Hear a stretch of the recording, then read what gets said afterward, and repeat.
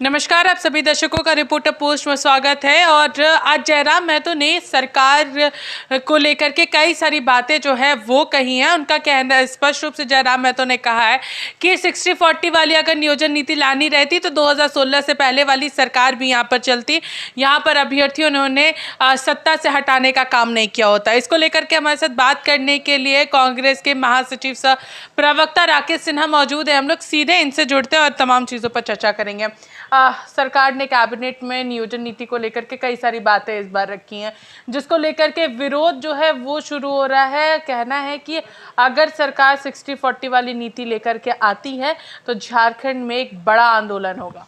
देखिए, सरकार कोई 60-40 की नीति की बात नहीं है। सरकार तमाम वर्गों को समायोजित करने की बात कर रही है, जिससे कि समाज का ताना बाना, जो सामाजिक संरचना है हमारा, कि तमाम लोगों को एक सूत्र में पिरो करके रखना, सरकार उसके लिए काम कर रही है। और हमें लगता है कि किसी का कोई इस पर विरोध नहीं होना चाहिए। तमाम लोग हैं, तमाम छात्र लोग हैं, तमाम युवा लोग हैं जो इस राज्य में रहते हैं और उनको भी इस राज्य के विकास में योगदान देने का उतना ही अधिकार है।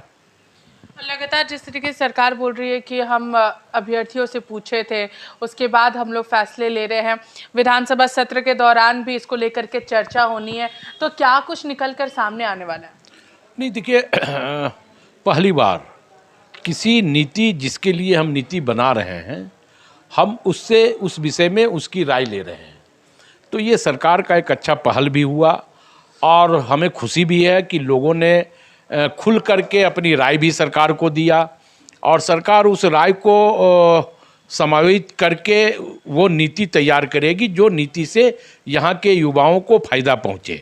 वो नीति बने जिससे कि फिर उच्च न्यायालय का दरवाज़ा न खटखटाना पड़े, ना मोराबादी के मैदान में फिर युवाओं को और छात्रों को धरना देना पड़े। तो ऐसी नीति सरकार बनाने का पक्षधर है जो युवाओं के हितों की बात हो। जिसमें लगातार जयराम महतो भी अपनी आवाज़ जो है इसको लेकर के बुलंद कर रहे हैं। उनका कहना है कि सरकार जिस तरीके से अपनी नीति बना रही है, इसको लेकर के सबसे पहले तो हम लोगों को यहाँ पर रोज़गार चाहिए और जल्द से जल्द हमें रोज़गार चाहिए। तो सरकार इसी के लिए तो काम कर रही है। आप देखें कि सरकार ने कितनी प्रतिबद्धता के साथ यह भी काम करने का प्रयास किया है कि प्राइवेट सेक्टर तक में यहाँ के स्थानीय लोगों को 75% आरक्षण की बात कही है।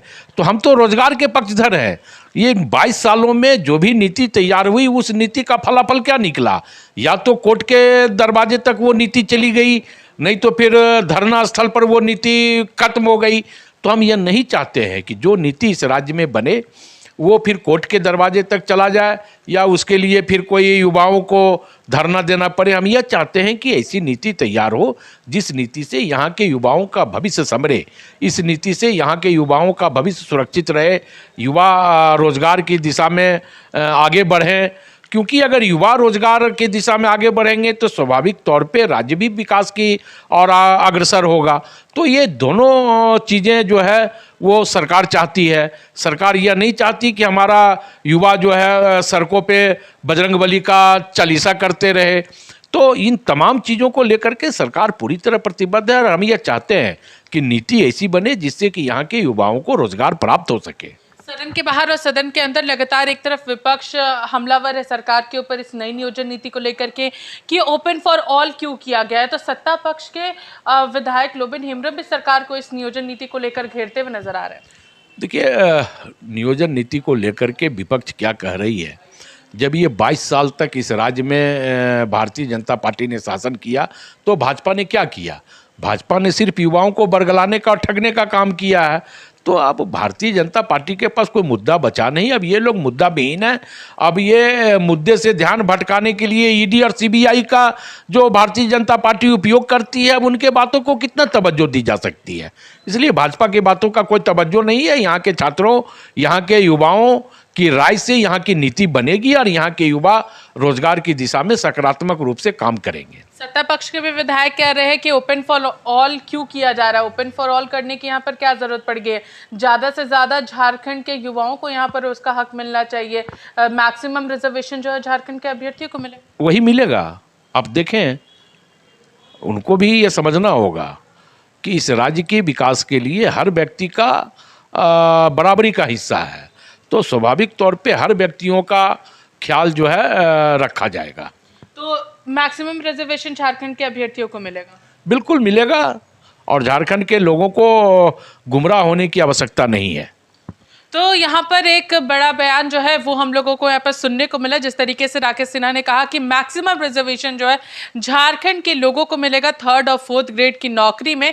तो अब देखना ये है कि जब एक बार फिर से होली के बाद बजट सत्र फिर से शुरू होता है और उस दौरान जब नियोजन नीति को लेकर के चर्चा होगी विधानसभा में, तो वहाँ पर क्या कुछ नीति लेकर के सरकार आती है, क्योंकि सरकार ने दावा किया था इसी बजट सत्र में नई नियोजन नीति के साथ अभ्यर्थियों को रोजगार मिलेगा। तब तक के लिए बने रहिए रिपोर्टर पोस्ट के साथ। मैं पूजा, नमस्कार।